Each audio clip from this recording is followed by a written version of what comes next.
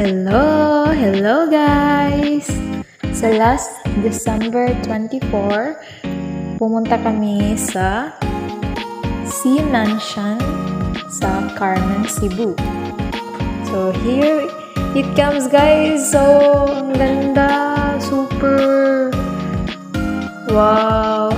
What a nice pool! Sobra guys! Parang kang one day millionaire pag pumunta ka dito. Napaka-fresh ng hangin at sobrang maaliwalas ang place na to. Kasama ko pala si ate guys at ako yung +1 niya sa Christmas party nila. So dito sila nag-celebrate sa kanilang Christmas party sa Sea Mansion. At ayan guys, nag-relax muna kami tapos nag-design agad kami pagkatapos